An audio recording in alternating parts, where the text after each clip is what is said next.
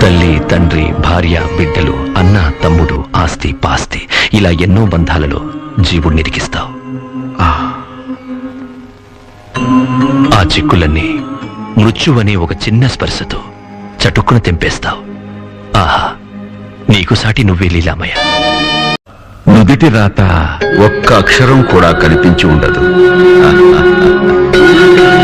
నేనంటే ఎవరో కాదు, కనీసం నుదిటి రాత కూడా లేని ఓ బిచ్చగాడిని. చావు నేనుండగా రాదు, అదొచ్చినప్పుడు నేనుండను. అలాంటి చావుకి నీ భయపడను.